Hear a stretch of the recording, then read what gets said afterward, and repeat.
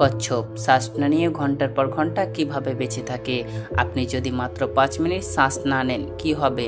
আপনার শরীর ধীরে ধীরে বন্ধ হয়ে যেতে শুরু করবে, মস্তিষ্ক অক্সিজেন না পেয়ে ক্ষতিগ্রস্ত হবে, আর কয়েক মিনিট মানে জীবন আর মৃত্যুর মাঝখানে দাঁড়িয়ে থাকা।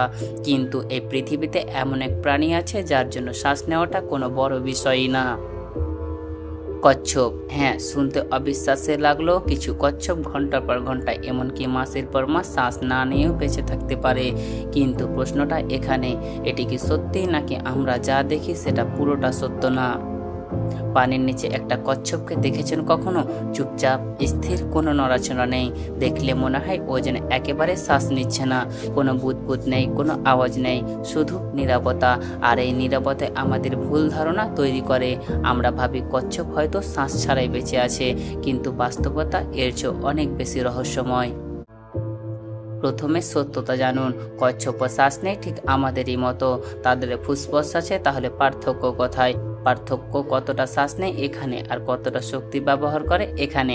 কচ্ছপরা অপ্রয়োজনীয় কোনো কাজ করে না, তারা দৌড়ায় না, তারা অস্থির না, তারা ধীরে চলে, ধীরে বাঁচে, আর ধীরতাই তাদের সবচাইতে বড় শক্তি।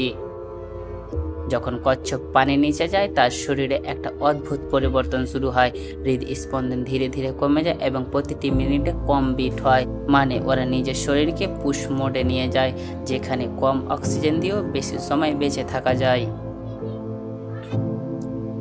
এবার ভাবুন, শীতকাল, হ্রদের উপরে বরফ জমে গেছে, উপরে কোনো বাতাস নেই, নিচে শুধু ঠান্ডা অন্ধকার পানি। এই অবস্থায় অনেক কচ্ছপ মাসের পর মাস পানির নিচে থাকে, না উপরে উঠে, না নতুন করে শ্বাস নেয়। তাহলে ওরা বাঁচে কিভাবে? এখানে আসল রহস্য।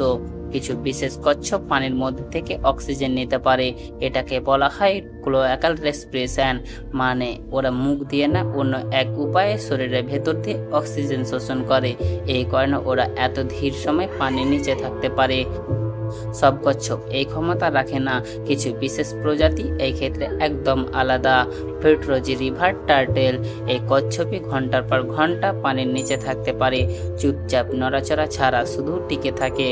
যখন অক্সিজেন প্রায় শেষ হয়ে যায় তখন কচ্ছপ হার মানে না, তারা শরীরের ভিতরে অন্য এক প্রক্রিয়া চালু করে। শরীরে অ্যাসিড তৈরি হয়, কিন্তু তারা সেটা সহ্য করতে পারে। তাদের শক্ত খোলস এই ভারসাম্য ধরে রাখতে সাহায্য করে।